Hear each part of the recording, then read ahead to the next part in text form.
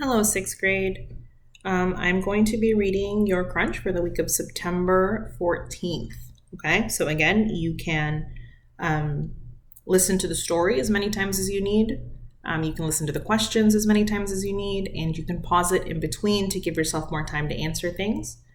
And if you have any questions or comments or suggestions, go ahead and send me an email.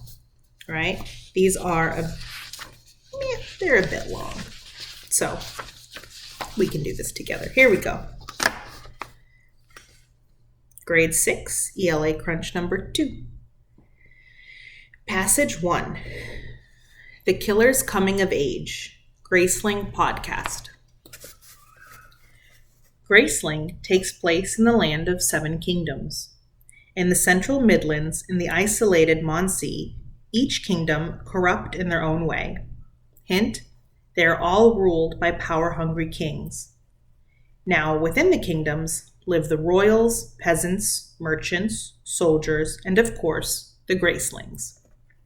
Distinguished by 2 different colored eyes, the Gracelings are a group of people who are born with a unique skill. The protagonist, Katsa, who tells the story in a limited third-person point of view, is graced with killing. Her uncle, King Randa, uses her grace to coerce her subjects into obedience. With her own morals shaped by those around her, Katsa begins her coming-of-age journey as a reserved, insecure child. I'm sure it doesn't help that the servants treat her as though she belongs in a cage. Katsa says even Randa keeps out of her way. A murderous dog may be helpful to the king, but he doesn't want it sleeping at his feet. Since the Midlands so obviously shun her, Katsa keeps herself from trusting others and avoids making any friends. The only reason she even listens to her uncle is because she doesn't trust herself to make the right choices. Her cousin Raffin, the imperial spy Ole, and her servant Helda are her only friends. Even with the support of these 3, Katsa only sees herself as a monster. The text is from the audio of a podcast. You can learn more about the speaker and hear the entire podcast from, and there's the link to the youtube.com video. Okay, Passage 2, From Graceling by Kristen Kishore. Chapter 1. In these dungeons, the darkness was complete, but Katsa had a map in her mind. One that had so far proven correct, as Ole's maps tended to do. Katsa ran her hand along the cold walls and counted the doors and passageways as she went, turning when it was time to turn, stopping finally before an opening that should contain a stairway leading down. She crouched and felt forward with her hands. There was a stone step, damp and slippery with moss, and another one below it. This was Ole's staircase, then. She only hoped that when he and Gideon followed her with their torches, they would see the moss slime, tread carefully, and not waken the dead by clattering headlong down the steps. Katsa slunk down the stairway, 1 left turn and 2 right turns. She began to hear voices as she entered a corridor where the darkness flickered orange with the light of a torch set in the wall. Across from the torch was another corridor where, according to Ole, anywhere from 2 to 10 guards should be standing watch before a certain cell at the passageway's end. These guards were Katsa's mission. It was for them that she had been sent first. Katsa crept toward the light and the sound of laughter. She could stop and listen to get a better sense of how many she would face, but there was no time. She pulled her hood down low and swung around the corner.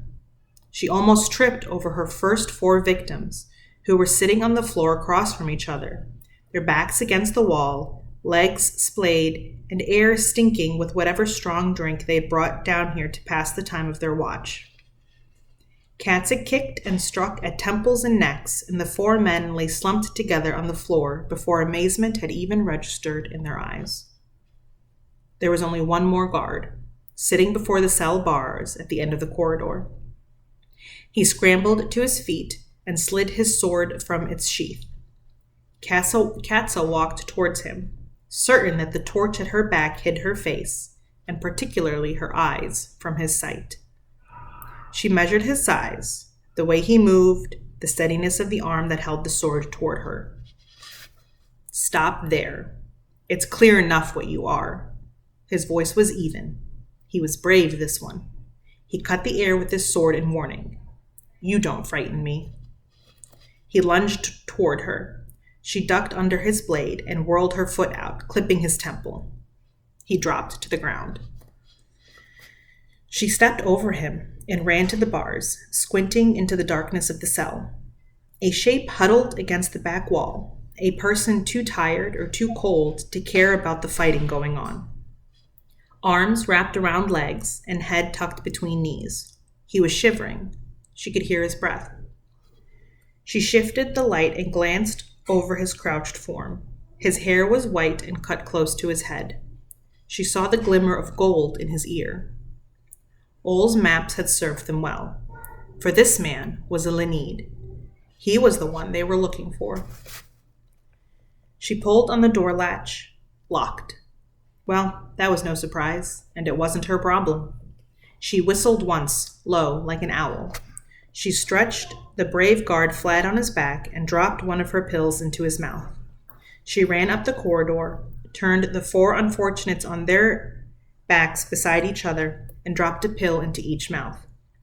Just as she was beginning to wonder if Ol and Gideon had lost themselves in the dungeons, they appeared around the corner and slipped past her.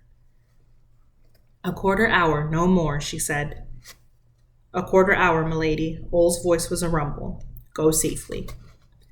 Their torchlight splashed the walls as they approached the cell. The Lenid man moaned and drew his arms in closer. Katza caught a glimpse of his torn, stained clothing. She heard Gideon's ring of lock picks clink against itself. She would have liked to have waited to see that they opened the door, but she was needed elsewhere. She tucked her packet of pills into her sleeve and ran. Okay. The first question. What is the central idea of passage 1? Passage 1. A. Katza sees her grace is a bad thing. B. Katza's uncle is very mean. C. Katza is a killer by nature. Or D. Katza lives in a world that is troubled. Number 2. What does paragraph 2 in passage 1 reveal about Katza? Paragraph 2 in passage 1 reveal about Katza. A. She is confident in her skills as a killer. B. She is lonely and has a poor self-image.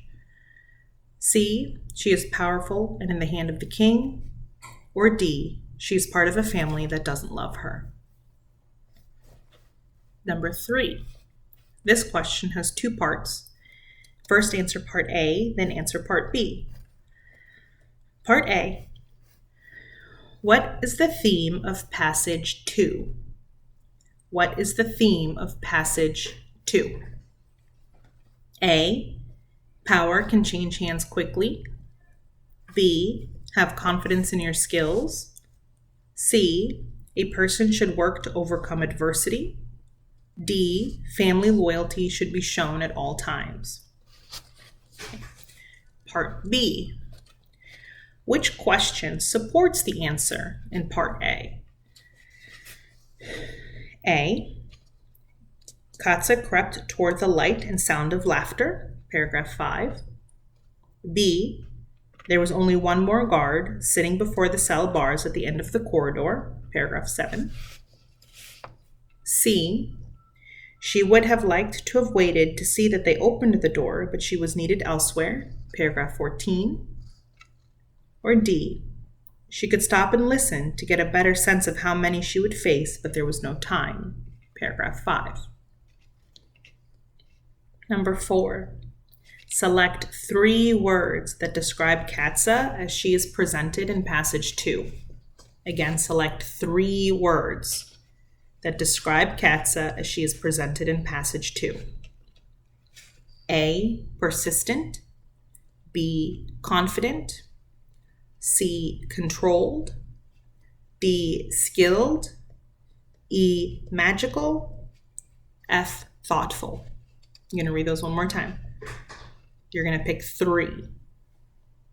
A, persistent, B, confident, C, controlled, D, skilled, E, magical, F, thoughtful. Okay. Number 5. Read paragraph 4 in passage 2. Katza slunk down the stairway, 1 left turn and 2 right turns.